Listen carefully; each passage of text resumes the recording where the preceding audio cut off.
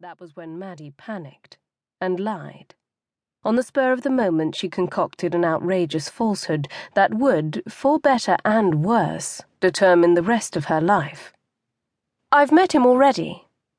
The look of astonishment on her stepmother's face was immensely satisfying, but within seconds Maddie realized how stupid she'd been.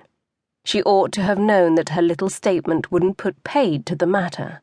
Of course, it only launched 100 other questions.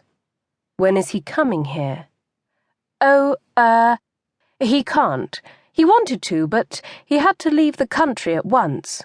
Whatever for? Because he's in the army.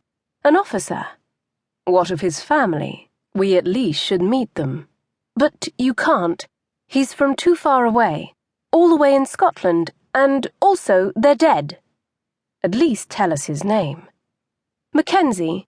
His name is Logan MacKenzie. Logan MacKenzie. Suddenly, her not-real suitor had a name.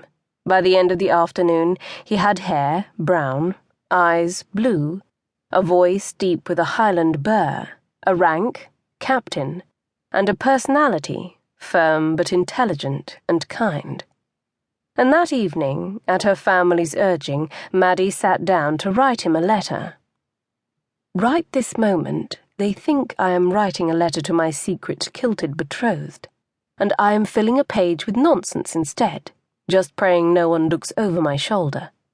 Worst of all, I shall have no choice but to post the thing when I'm done. It will end up in some military dead letter office, I hope, or it will be read and passed around whole regiments for ridicule, which I would richly deserve.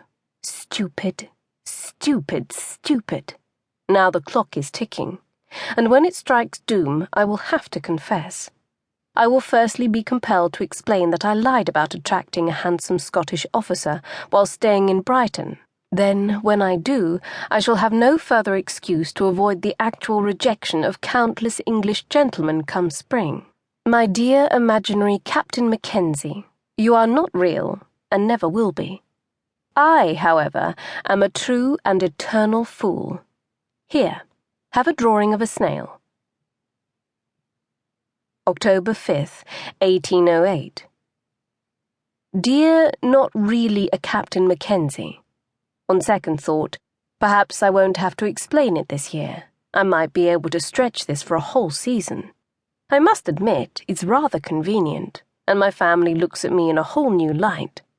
I am now a woman who inspired at least one headlong tumble into everlasting love. And really, isn't one enough? Because you see, you are mad for me, utterly consumed with passion after just a few chance meetings and walks along the shore. You made me a great many promises. I was reluctant to accept them, knowing how our nascent love would be tested by distance and war. But you assured me that your heart is true, and I have read too many novels, I think. November 10th, 1808. Dear Captain MacWhimsy, is there anything more mortifying than bearing witness to one's own father's love affair? Ugh! We all knew he needed to remarry and produce an heir. To take a young, fertile wife made the most sense. I just didn't expect him to enjoy it so much, with so few nods to dignity. Curse this endless war, and its effect of hampering proper months-long honeymoons. They disappear together every afternoon, and then I and the servants must all pretend to not know what they are doing. I shudder. I know I should be happy to see them both happy, and I am, rather. But until this air-making project takes root, I think I shall be writing you fewer letters and taking a great many walks. December 18th. 1808. Dear Captain MacFantasy, I have a new accomplice. My Aunt Thea has come to stay. In her youth she was a scandalous demi-mondaine, ruined at court in France by a wicked comte, but she's frail and harmless now. Aunt Thea adores the idea that I'm suffering with love and anxiety for my endangered Scottish officer. I scarcely have to lie at all. Of course Madeline doesn't wish to attend parties and balls in London. Can't you see the poor